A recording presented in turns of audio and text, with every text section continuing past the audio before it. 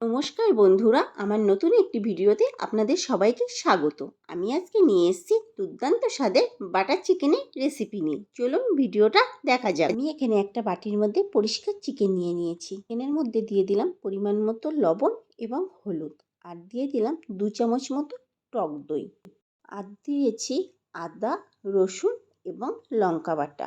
এরপর চিকেনটাকে আমরা ভালো করে মাখিয়ে নেব। মাখিয়ে নেওয়ার পরে এরপর আমি দিয়ে দিলাম অল্প করে কাশ্মীরি লঙ্কার গুঁড়ো।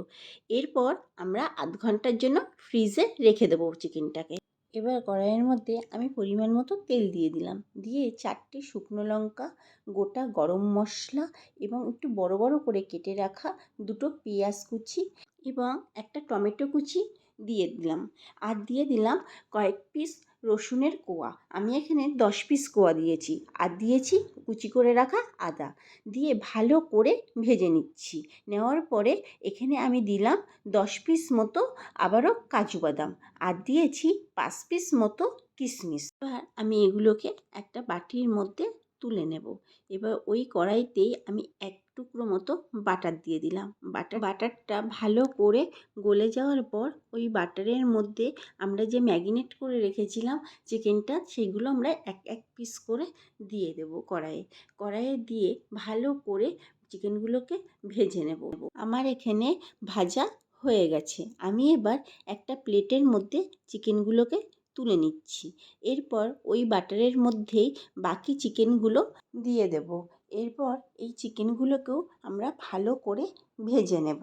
এরপর আমি ওই বাটারের মধ্যে ভেজে রাখা পেঁয়াজ, আদা, রসুন, টমেটো, কাজু বাদাম, কিশমিশ পেস্ট করে দিয়ে দেব।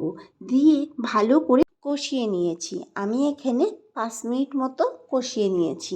এরপর কষানোর পর যে ভেজে রাখা চিকেনগুলো আমি মশলার মধ্যে দিয়ে দিচ্ছি। মশলাটা কষানোর সময় গ্যাসের ফ্লেমটা লো ফ্লেমে রাখবেন।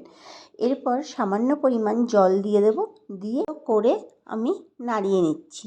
এরপর আমি একটা ঢাকা দিয়ে গ্যাসের ফ্লেমটা লো করে দিচ্ছি। 10 মিনিট পর ঢাকনাটা তুলে আবার খুন্তি দিয়ে ভালো করে নাড়িয়ে দেব, যাতে তলায় লেগে না যায়। আবারও ঢাকা দিয়ে দিলাম 10 মিনিটের জন্য। 10 মিনিট পর ঢাকনাটা তুলে আমি এখানে 1 টুকরো বাটার এবং কাস্তুরি মেথি গুঁড়ো করে উপর দিয়ে ছড়িয়ে দিলাম। তৈরি হয়ে গেল আমাদের রেস্টুরেন্টের স্টাইলে বাটার চিকেন। রেস্টুরেন্টে সবসময় যেতে ইচ্ছা না করলে বাড়িতেও রেসিপিটি তৈরি করে দেখতে পারেন। ভিডিওটি যদি ভালো লেগে থাকে একটা লাইক, কমেন্ট, শেয়ার এবং সাবস্ক্রাইব করে দেবেন।